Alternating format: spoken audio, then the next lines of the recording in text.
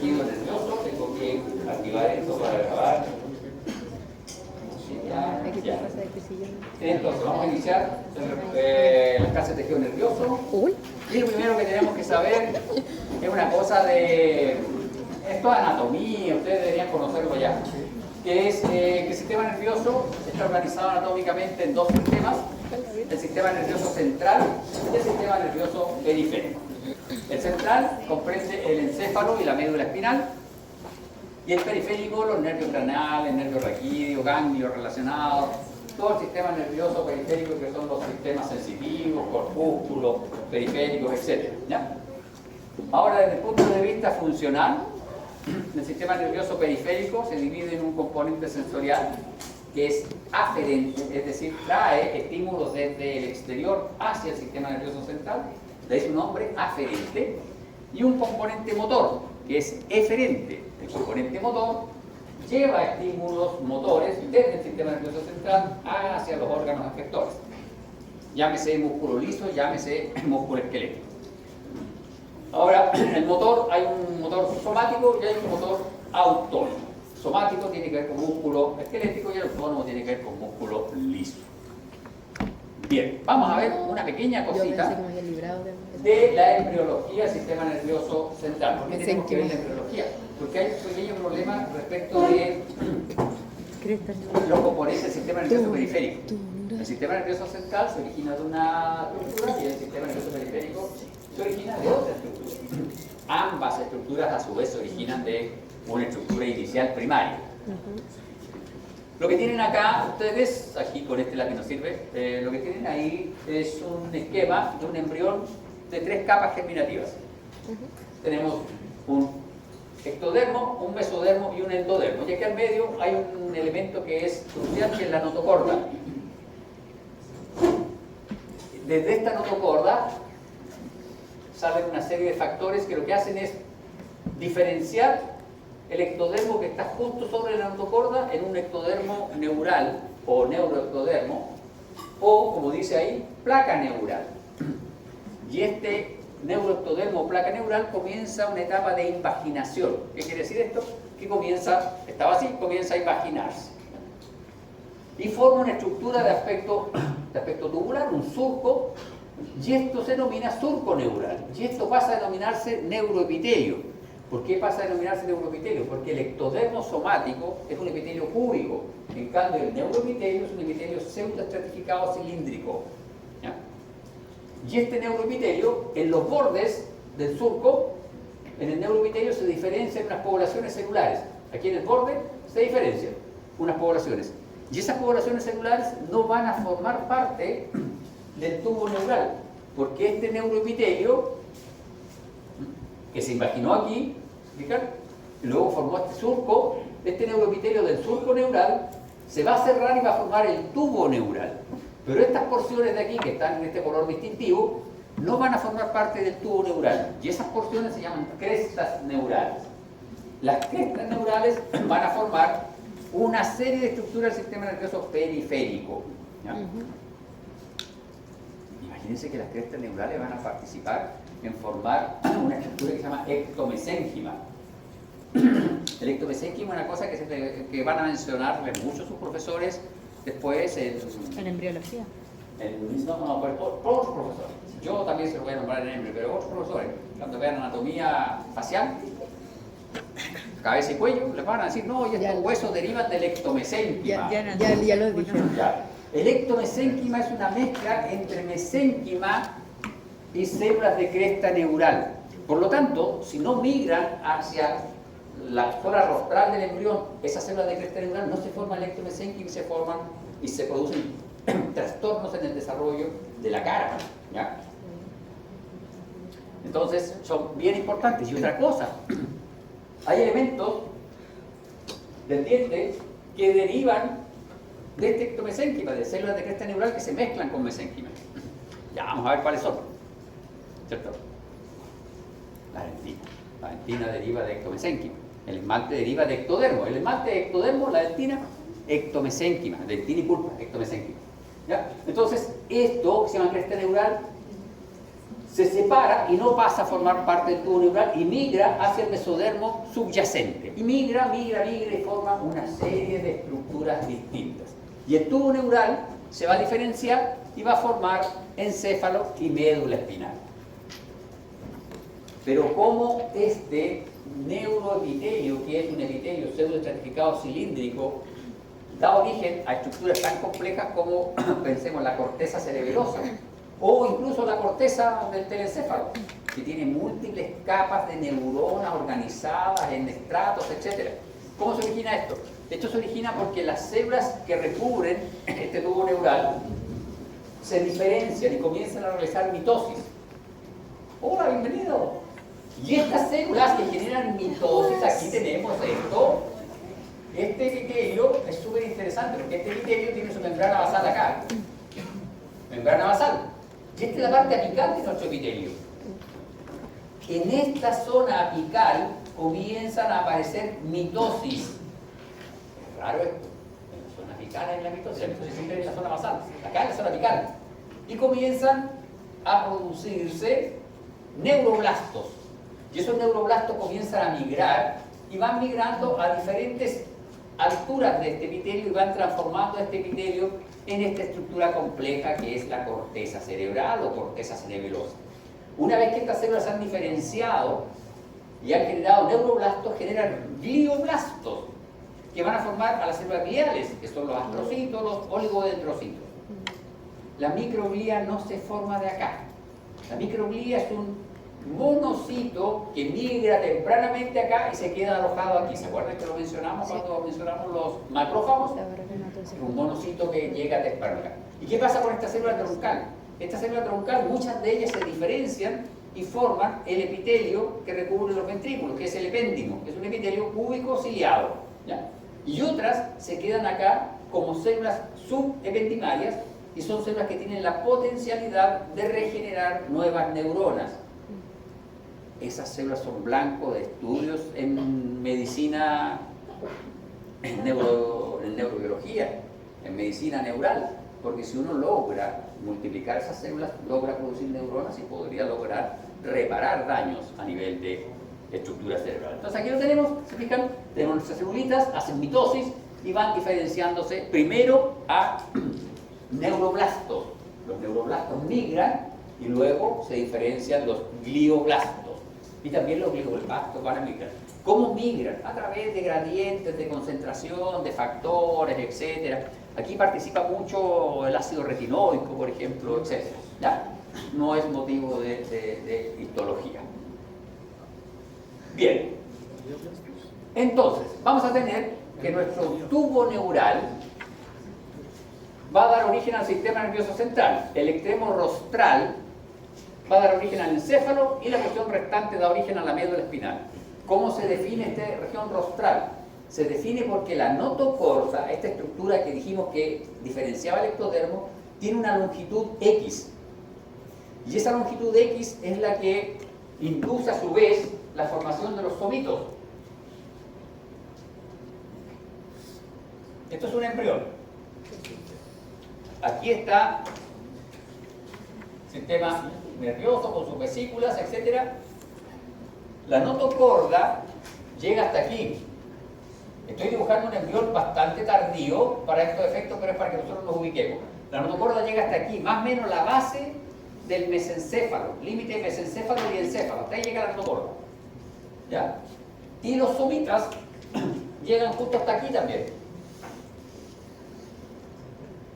No hay somitas más arriba. Y como no hay somitas más hacia arriba, el tubo neural que está hacia arriba tiene un ambiente distinto y comienza a dilatarse.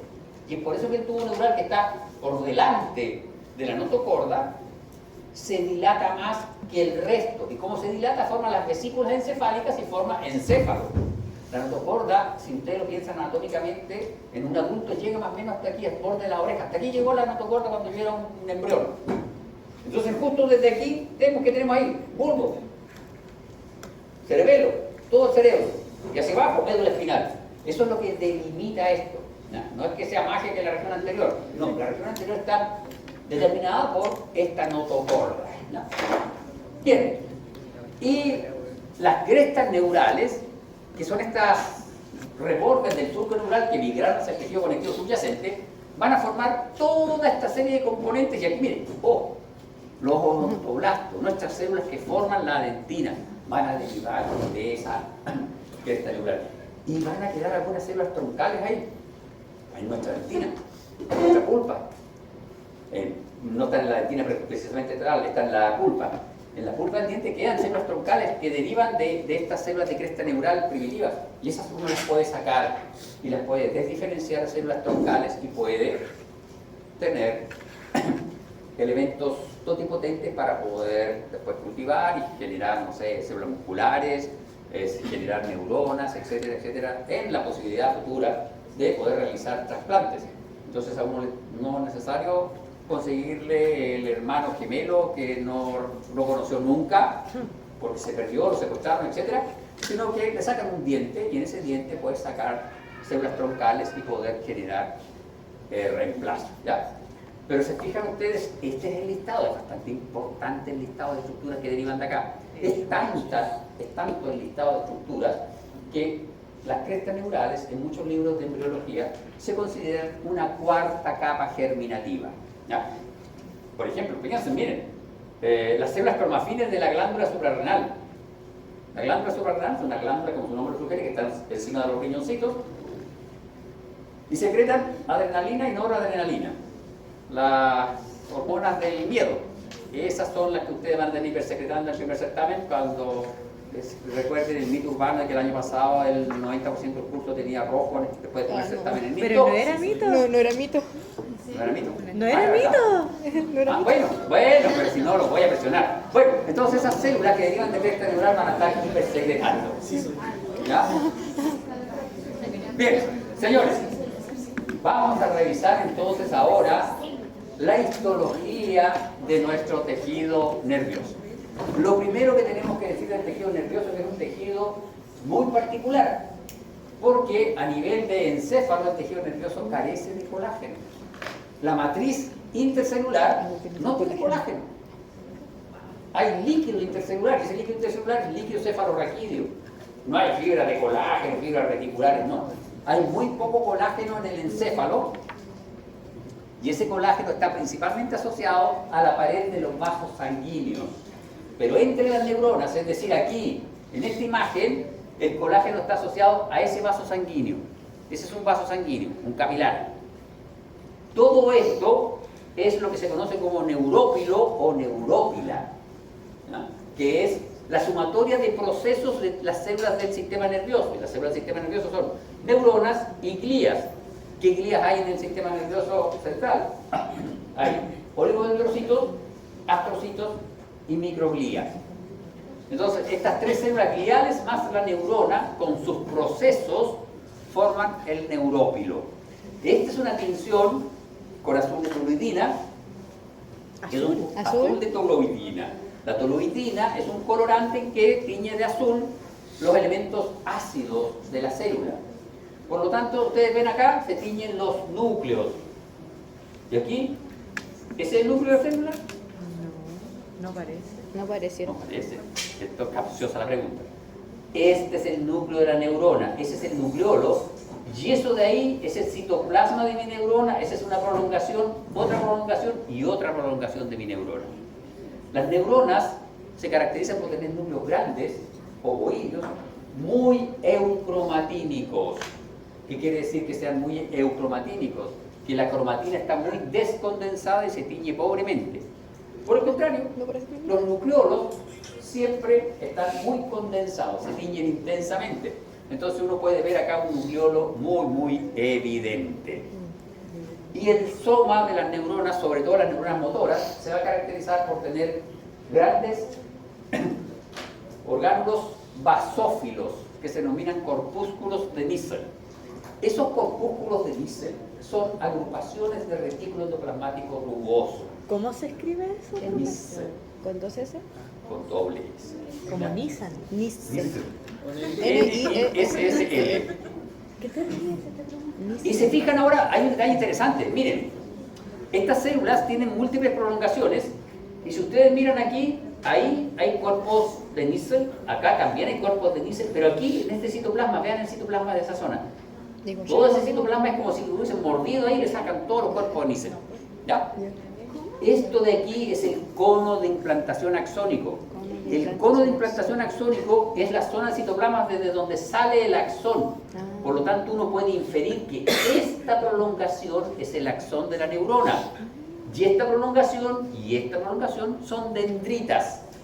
Entonces, todas las neuronas tienen prolongaciones. En muchas de ellas, ya vamos a ver que en algunas no, pero en muchas de ellas, en un 90 y tanto %, las prolongaciones o son dendritas o son axones. ¿Ya? Entonces los cuerpos de Níquel. eso son lo mismo que las prolongaciones en No. Están adentro. animal, perdón. Están adentro. No, Es que no, no. Nosotros tenemos nuestra neurona, la vamos a dibujar acá, nuestra neurona. Ah, ya. Esta es nuestra neurona, ¿ya? Ahora el profe lo ve. Este es el núcleo y eso es el nucleolo.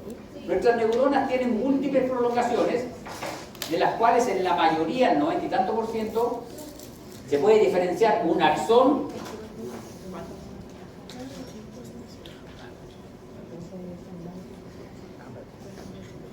de dendrita. ¿Y por qué se diferencia? Primero por una cosa funcional y segundo, acá en histología se puede diferenciar porque el axón carece de estos corpúsculos de níquel. En algunos libros los van a encontrar como ergastoplasmas.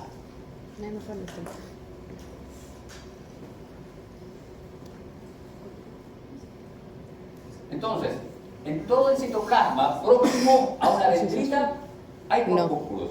En la dendrita hay corpúsculos. En cambio, en el citoplasma próximo a la formación del axón no hay corpúsculos. Y esto se llama cono de implantación axónica, porque desde ahí se proyecta el axón hacia adelante. Ahora, obvio, nosotros estamos sugiriendo que de aquí se proyecta el axón porque no tenemos resolución de la membrana celular. Pero podemos sugerir porque ahí, entonces, ese citoplasma no tiene corpúsculos. Esos son los corpúsculos, son bien grandes, ¿se fijan? Entonces, de aquí sale el axón, ahí tiene corpúsculos, dendrita. Y estas son las células gliales. Si uno mira con cuidado las células gliales, uno puede diferenciar dos tipos de núcleos, tres tipos de núcleos de las células gliales, tres tipos de núcleos. Las células gliales pueden tener núcleos ovoideo de tamaño medio, relativamente eucromatínicos, núcleos ovoideos un poco más pequeños, heterocromatínicos y núcleos aplanados, fuertemente heterocromatínicos.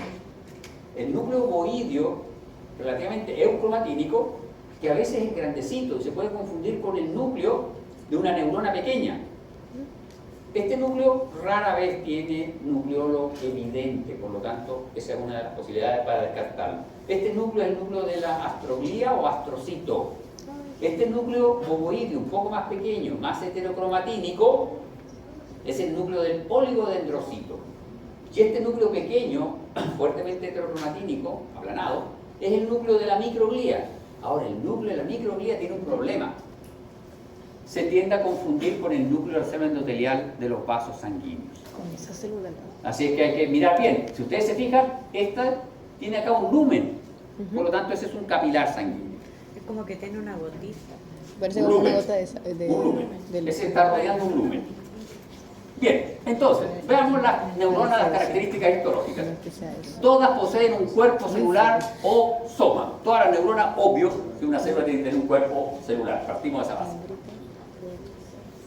Presentan un núcleo con cantidades variables de citoplasma. El citoplasma puede ser más abundante o menos abundante, eso va a depender del tipo de neurona y hay muchos tipos de neuronas. El citoplasma que rodea al núcleo se llama pericarion. Carion es núcleo y perímetro del núcleo. Los nombres aquí no tienen mucha creatividad. Todas las neuronas poseen prolongaciones citoplasmáticas que en la mayoría de los casos, aquí habría que poner que en la mayoría de los casos, se pueden clasificar como dendritas y como axones. Las dendritas son prolongaciones cortas que se ramifican rápidamente. Las dendritas se ramifican de forma dicotómica. Oiga, ¿Qué es ayúdame con los subtítulos. ¿Qué es dicotómico?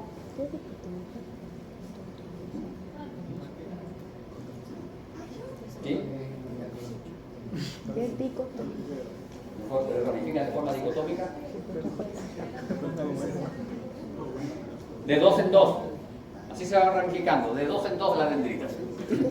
Otro detalle interesante de las dendritas es que van disminuyendo su diámetro. A medida que se van ramificando, van disminuyendo su diámetro.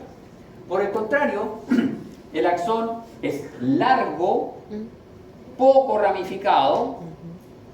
Cuando se ramifica lo hace en ángulo recto y no pierde su diámetro, mantiene el diámetro constante.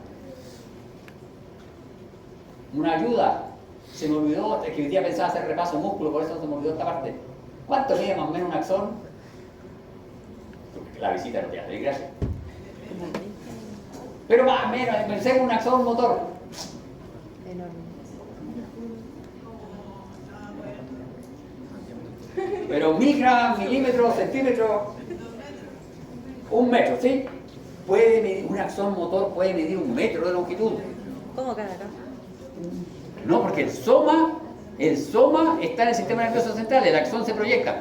A ver, les voy a pedir que hagan un ejercicio. Por favor, dependiendo de la orientación política, pueden mover el dedo gordo izquierdo o el dedo gordo derecho, da lo mismo, nadie lo va a ver.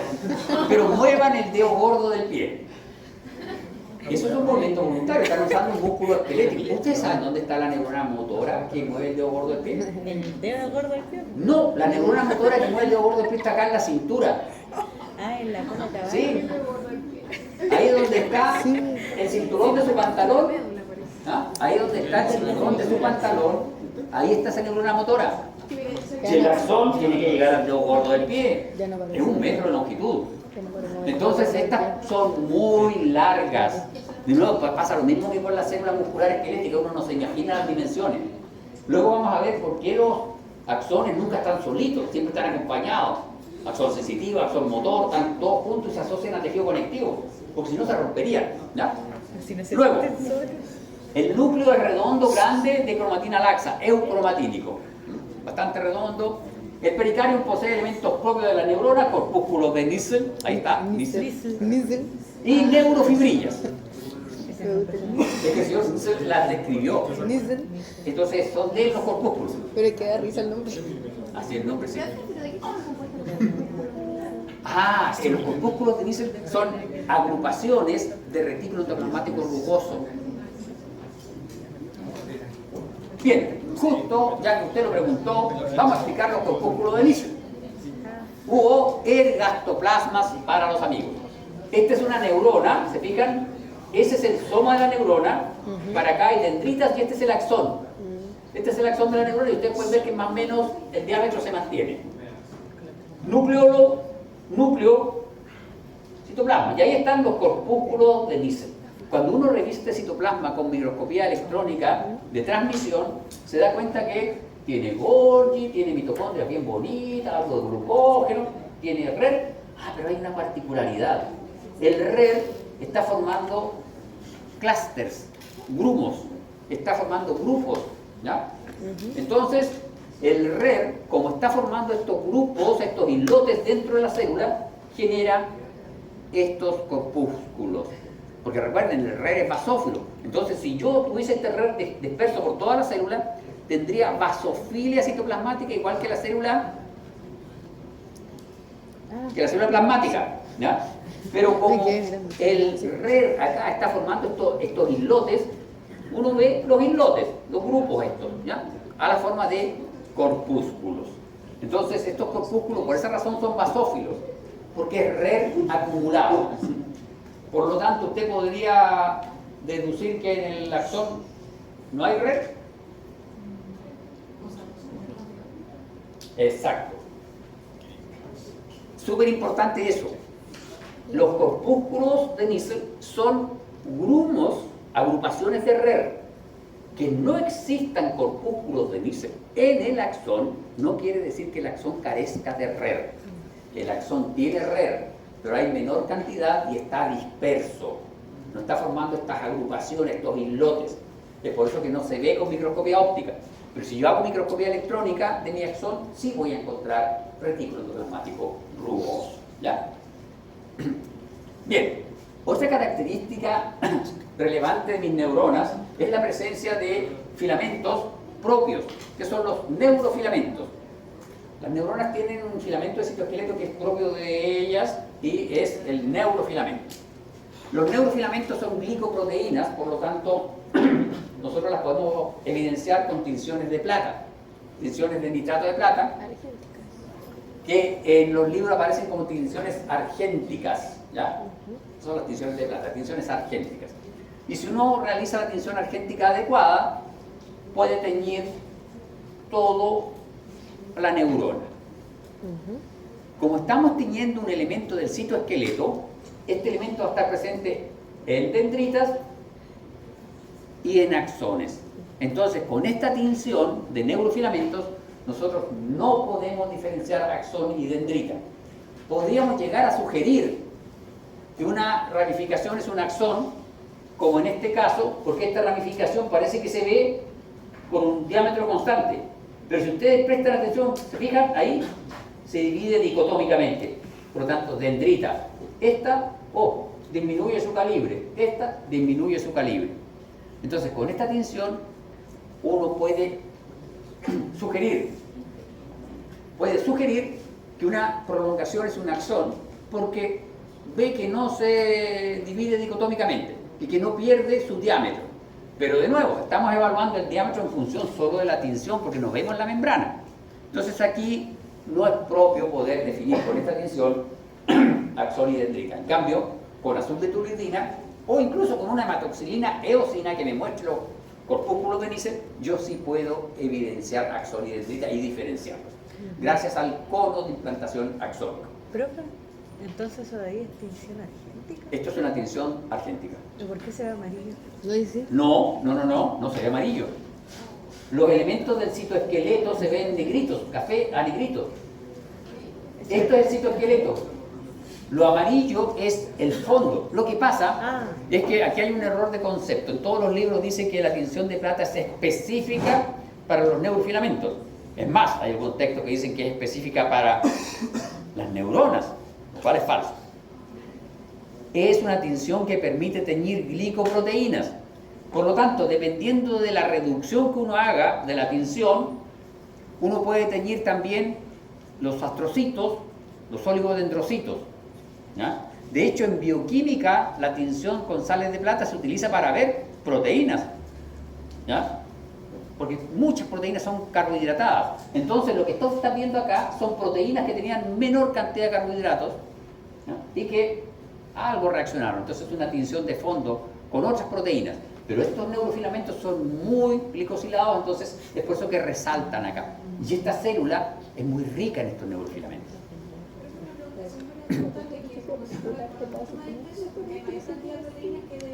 Sí, aquí hay muchos neurofilamentos, por eso que se ve intensamente teñido. Ahora, si ustedes se fijan acá, también hay neurofilamentos. Y esto es lo que se denomina neurópila, porque aquí tú no puedes definir si esto es un axón o una dendrita, es una prolongación de otras neuronas, o puede ser citoplasma de astrocitos, de oligodendrocitos. De hecho, Ramón y Cajal, que hizo esta determinación de estas células, lo hizo todo con tinciones de plata, y describió la forma de los astrocitos, de los oligodendrocitos, etc. No lo hizo con anticuerpos específicos para astrocitos, para oligodendrocitos. Entonces, estos con microscopía electrónica se observan como neurofibrillas compuestas de filamentos de 10 nanómetros, que son los neurofilamentos. Y acá tenemos la diferencia, ¿se fijan? ¿Por qué se ve azul? Esto es nitrato de plata, tinción argéntica, esto es azul de toluidina. ¿Azul? Ahora sí se ve azul. Sí. ¿Ve? ¿Azul de El gastoplasma, turbidina? ¿Turbidina o turbidina? filamento, neurofilamento. Se fijan que esto es un fino rayado de citoesqueleto que está dentro de la célula, en cambio aquí son gránulos perfectamente definidos. ¿Profe? A ver si usted me sigue. A la verga. ¿Dendrita o axón? ¿Axón? Yo que estoy viendo. ¿Axón Axón. o axón? No. ¿Cuál de los dos es axón? Es que ese pierde su calibre, ¿sí? Mientras que ese otro está... Pero ese otro como que Que se evalúe por ramifica. calibres, sabiendo que Pero hay es que conos ese de se- implantación ese axónico. se Hay ramifica. cono de implantación axónico. Aquí hay cono de implantación, no. Aquí hay cono de implantación, no. ¿Cómo que no? Ahí está. Cono de El que implantación parece un axónico, río. vean. El que estamos Citoplasma. Vean el citoplasma. Todo ese citoplasma está sin corpúsculos. El otro no puede ser porque está como ramificado. Nunca hay cono de implantación axónico. Ay, Todas qué estas rabia. 3 prolongaciones son dendritas. Rabia. Estas neuronas son multipolares, tienen dendritas, muchas dendritas, pueden tener 20, 30 dendritas. Entonces, no pueden pensar ustedes que si están viendo 3 prolongaciones, una de ellas tiene que ser el axón. No, Por no plano de sabemos. corte pueden ver puras dendritas y no ver axones. ¿ya? Me troleó. Troleada. La pregunta siempre es capciosa, niñas, siempre es capciosa. Bueno, sé que eso no era porque como que se Por eso le ramifica. pregunté, ¿cuál de los dos es axón? Ninguno. Oh, Dios Ninguno. mío. Eso es A capcioso. era B, No. A y B o ninguno. Oh, ninguno. Es Ya. ninguna. Otra de las características de las neuronas es que tienen microtúbulos. Tienen una red de microtúbulos muy desarrolladas. ¿Ya? Y los microtúbulos en las neuronas son bastante más estables que en otras células. Y son súper estables porque están asociadas a proteínas tales como las MAPS, que son las proteínas asociadas a microtúbulos, de ahí su nombre, microtúbulo asociada a proteínas, y las tau, ¿no? Que están estabilizando los microtúbulos en la neurona. Esto de aquí es una inmunotinción de una neurona en cultivo para microtúbulos. ¿Se fijan? Todo el citoplasma está lleno de este rayado verde que va hacia todos los lados. Este es el andamiaje de microtúbulos que tiene una neurona. Esto es con anticuerpos específicos para microtúbulos con fluorescencia. Esto es microscopía confocal con fluorescencia. ¿Ya? El núcleo está teñido con un colorante específico para el núcleo, por eso que se ve azulito el núcleo. ¿Ya? Entonces ahí ustedes pueden ver núcleo redondo, grande. Acá no hay prolongación dendrítica ni nada que se defina muy bien porque esto es una neurona en cultivo. Se captan los microtúbulos. Y aquí está la imagen de microscopía electrónica de transmisión. Esto es microscopía electrónica de transmisión de alta resolución. Y lo que están viendo ahí es un microtúbulo. ¿Se fijan? Son súper largos y están estabilizados. ¿Para qué una neurona quiere microtúbulos? Estabilizados. Tenga resistencia. Porque si tiene que, por ejemplo, a ver, volvamos nuestro dedo gordo del pie, tiene que ser el dedo gordo del pie siempre. ¿Ah? Si pensamos el dedo gordo del pie, eso es una placa motora, eso liberaba acetilcolina, ¿cierto? El neurotransmisor es acetilcolina. ¿Y dónde se produce esa acetilcolina? En el soma de la neurona, que está aquí. Entonces el símbolo tiene que viajar. Le tiene que mandar el paquete. Un metro tiene que viajar, ¿cierto? Entonces necesitan microtúbulos para poder utilizar esos microtúbulos como vía de transporte. Y eso pasa con los microtúbulos del neurona, ¿ya? Y los microtúbulos del soma y las dendritas presentan MAPS de tipo 2 y los microtúbulos del axón presentan MAPS de tipo 3. ¿Ya? Y acá tenemos. Estos microtúbulos tan estabilizados sirven para dar base al transporte axónico. ¿Por qué razón? Porque las cosas dentro de la neurona se pueden mover por movimiento browniano, que es movimiento de flujo en masa, pero esa cuestión es de 3 milímetros por día. ¿Qué? 3 milímetros por día, en 3 días 1 centímetro, ¿no? No, sí, pues en 3 días. En 3 días, sí, pues en 3 días. No, pues en 3 días. Ayer un 9 centímetro. milímetros. En 3 días 1 centímetro. Sí. 1 metro son 100 centímetros. En 30 días. A la verdad. 30 días recién llega el neurotransmisor al dedo gordo del pie. No podré caminar, chicos. Es un poquito No muy podré lento. O caminar. sea, acá corremos 10 metros y quedamos botados en el piso. Era yo. No, afortunadamente el sistema no es tan precario como eso, no es tan básico, es bastante más complejo, pero es solo una exageración para que se hagan una idea de este movimiento. Si solo las neuronas dependieran de ese movimiento, no serían funcionales, ¿ya? Entonces hay un transporte axónico de tipo rápido, y este puede ser en 2 sentidos. Puede ser antedrógrado, es decir, desde el soma hacia el axón, que es el que usan las vesículas que tienen el neurotransmisor. Pero la vesícula supuestamente se fusiona a membrana y el neurotransmisor que no se usa se tiene que reciclar. Entonces hay que traerlo de vuelta para reciclarlo en el soma. Entonces hay un transporte retrógrado desde el axón hacia el soma. ¿Ya? Y usan estas líneas de microtúbulos. Hay un problema con el transporte anterógrado. Perdón, con el transporte retrógrado. ¿Cuál cree usted que puede ser el problema del transporte retrógrado? Se debe demorar más, tal vez. El sistema nervioso, les adelanto, el sistema nervioso central está recubierto, tiene como bodegas y cascos de protección, y tiene una barrera hematoencefálica que la vamos a mencionar en un rato más, etc. Está súper protegido el cerebro. Más difícil Tiene de- hueso por fuera para que no le pase nada. Va a ser más difícil. Pero tiene un blanco aquí. Que se chupe. A nivel de la terminal axónica dijimos que estaba una célula de Schwann ahí encimita y estaba la placa motora. Ahí se pueden meter virus. Y los virus El virus de pueden la hacer rabia. transporte retrógrado hacia el soma y meterse al sistema nervioso El central. virus de la rabia ¿qué puede hacer eso? Que se Creo que sí. confunde. Sí. El virus de la rubiola, hay un montón de virus que tienen esa capacidad de hacerlo. Entonces, si bien es cierto, esta es una franquicia del sistema nervioso, puede también ser una debilidad. Ahora tiene una cosa buena. Cuando uno investiga en sistema nervioso, puede pinchar un músculo con un marcador liposoluble, y ese marcador liposoluble por transporte retrógrado va a llegar a la neurona motora que está inervando ese músculo, y uno puede hacer mapeo de los circuitos musculares para estudiar, por ejemplo, en malformaciones como la atrofia de Duchenne o el ALS, etcétera, puede hacer este tipo de investigación. Bien, el transporte anterógrado está mediado por una proteína que es una proteína que se llama quinesina. Esta se llama motoproteína, ¿por qué?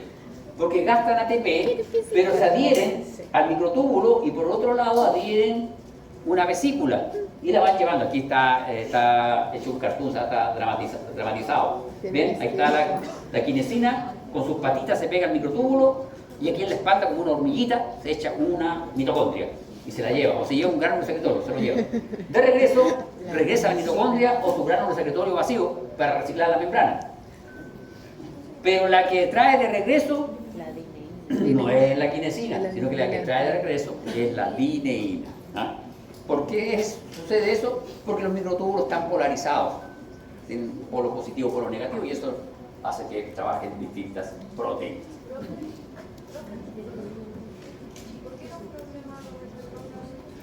Porque la zona terminal de la axón tiene menos defensas, entonces por ahí se pueden meter virus, patógenos.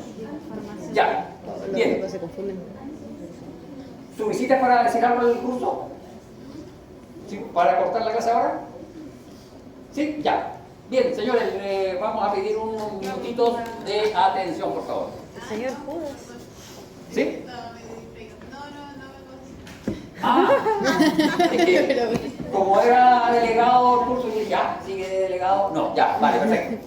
Seguimos entonces con nuestras neuronas. Vamos a ver que las neuronas, ya sabemos, tenían axones, tienen dendritas, características del citoplasma, etc. Lo que vamos a ver ahora es cómo se clasifican las neuronas. Los histólogos, ya saben, clasifican todo, tienen un top, todo lo tienen que organizar, etc. Me encanta. Y las neuronas Y de paso, se pueden clasificar de acuerdo a la cantidad de prolongaciones. ¿Ya? De acuerdo a la cantidad de prolongaciones se pueden clasificar como unipolares, bipolares o multipolares. Las unipolares tienen una prolongación. Las bipolares tienen dos prolongaciones. Y las multipolares tienen varias prolongaciones. Este es un ejemplo de una bipolar.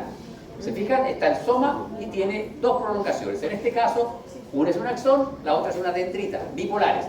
Esta es la unipolar, que la verdad que no existe, porque se llama pseudo-unipolar. Ya. ¿Por qué razón? Porque tiene una prolongación, pero que a corta distancia del soma se proyecta y se transforma en dos prolongaciones. No miente. Pseudo-unipolar.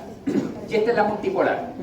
La normal. Estas son interneuronas, estas son neuronas sensitivas y estas son neuronas motoras, la mayoría de ellas. Ya. ¿Ya? Ahora, también se pueden clasificar de acuerdo a la longitud de los axones. Y pueden ser neuronas de proyección o Golgi tipo 1. Están en la La internet. neurona motora que mueve el dedo gordo del pie es una neurona Golgi tipo 1 de proyección, tiene un axón largo. Largo. Estas neuronas, interneuronas, que hay unas muy bonitas que están en la retina, son Golgi tipo 2, tienen un axón cortito, son interneuronas. Podía estar en la Y estas no clasifican de acuerdo al largo del axón porque porque acá está esquematizado axón y dendrita, y en fisiología probablemente les van a describir que uno es axón y la otra es dendrita, pero la verdad que cuando pasa un estímulo por el axón, pasa por el soma y en el soma se produce una cierta evaluación de ese estímulo y pasa hacia las dendritas. Perdón, viene de la dendrita y pasa al axón, transformado en un estímulo. Acá pasa lo mismo. Recibe por las dendritas, en el soma se evalúa y pasa como un estímulo hacia el axón. Pero aquí no, porque viene y pasa directo, no pasa por el soma. ¿Ya? El estímulo no pasa por el soma en este caso. Soporte nutricio. Es soporte nutricio para que estas cosas se mantengan vivas. ¿Ya? Entonces aquí se le llama dendrita a la terminal de esta prolongación que está en los órganos efectores, ahí donde están los dedos, así asociados a los órganos sensitivos, y axón a la porción que penetra. Si esa es la rama sensitiva, ¿en dónde penetra la porción que se considera axónica? En la médula espinal, ¿a nivel de qué zona? ¿Ventral, dorsal? La de arriba. La de arriba. ¿Cómo se llama? La dorsal o sensitiva, ¿cierto? Bien, ahora la podemos, ¿se fijan? Acá está nuestra neurona bipolar, acá hay una serie de ejemplos de localización. Esta es nuestra neurona unipolar o pseudo-unipolar, Sí. las localizaciones, y estas son nuestras neuronas multipolares. Y aquí hay una cierta variedad, y entre las que más destacan son las neuronas motoras y las neuronas de ¿Está en Purkinje. el cerebelo? ¿Se fijan? Está en el Las de cerebelo. Purkinje tienen todo el árbol dendrítico disparado hacia un polo y el axón disparado hacia otro polo. Están súper ordenaditas estas de Purkinje. ¿Dónde están las de Purkinje? El cerebelo. En el cerebelo. El cerebelo.